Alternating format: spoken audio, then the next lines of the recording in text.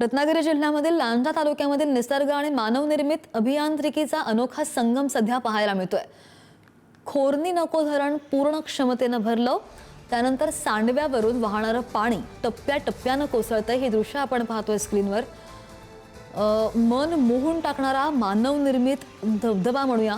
यंदा जुलैच्या 15 धरण भरलं, तर गेल्या वर्षी ते जूनमध्येच भरलेलं होतं।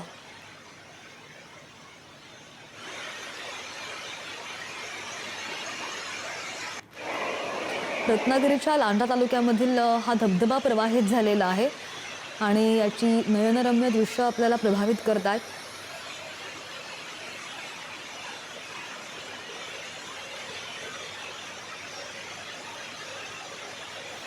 तर पावसामुळे विविध ठिकाणी कोकणातले नयनरम्य धबधबे सुद्धा बरेच प्रवाहित झालेत।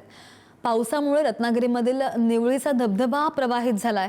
शेकडो फुटांवरून कोसळणारा नयनरम्य धबधबा पाहायला मिळतोय। जे आपण दृश्य पाहतोय, हिरवाईनं नटलेल्या डोंगर रांगांमधून कोसळणारा हा धबधबा पाहायला मिळतोय।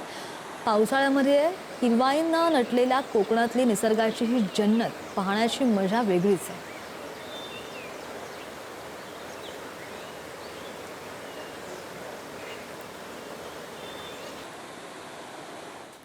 पुढे जाऊयात हिंगोलीमध्ये। हिंगोली जिल्ह्यामध्ये सुद्धा विविध भागांमध्ये पावसानं हजेरी लावली आणि त्यामुळे शेतकऱ्यांमध्ये समाधानाचं वातावरण पाहायला मिळतंय। खरीपाच्या पेरणीनंतर पावसानं चांगलीच उघडीप दिली होती आणि त्यामुळे जिल्ह्यामधील बऱ्याच भागांमध्ये पाऊस नव्हता। पेरलेली पिकं धोक्यात होती, मात्र आता जो पाऊस बरसतोय, पिकांना जीवदान मिळालेलं आहे। तर अजूनही हिंगोली जिल्ह्यामधल्या काही भागांमध्ये पावसाची प्रतीक्षा शेतकऱ्यांना कायम आहे। बघायला गेलं तर बऱ्याच भागांमध्ये शेतकऱ्यांवर पावसाअभावी स्प्रिंकलर्सद्वारे पाणी देण्याची वेळ येऊन ठेपलेली होती।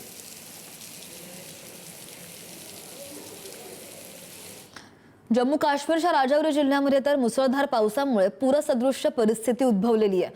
ही दृश्य पहा।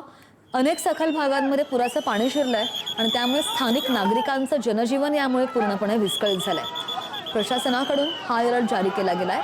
जिल्हा प्रशासनानं नागरिकांना विनाकारण प्रवास टाळण्याचं आणि सतर्क राहण्याचं आवाहनही केलंय।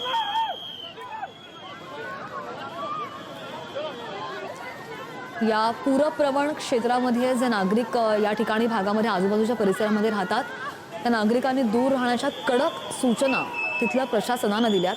कारण की आपण पाहतोय हे दृश्य पाहून अंदाज येतो, नद्यांच्या पाणी पातळीमध्ये सातत्यानं वाढ होते आणि त्यामुळे नदीकाठच्या भागामध्ये जे रहिवासी राहतात, जे नागरिक राहतात, त्यांना अत्यंत सावध राहण्याचा सल्ला सुद्धा दिला गेलाय। पोलिसांच्या शिट्या आपण ऐकू शकत असू। हाय अलर्ट जारी केलं गेलेलं आहे। तर तिकडे हिमाचल प्रदेशमधील मंडीमध्ये सुद्धा पावसाच्या हलक्या सरींनी वातावरणामध्ये सुखद गारवा निर्माण केलाय। डोंगर दऱ्यांमध्ये दाट धुक्याची चादर पसरलेली आहे। निसर्गरम्य दृश्यांनी पर्यटकांना भुरळ घातल्याचं पाहायला मिळतंय। दाट धुक्यांनी डोंगर रांगा सुद्धा वेढल्याचं पाहायला मिळतंय। हिमाचल प्रदेशच्या मंडीमधली ही दृश्य, हलक्या पावसाच्या सरी बरसतायत, धुकं सुद्धा आहे आणि पावसानंतर वातावरणामध्ये गारवा पाहायला मिळतोय।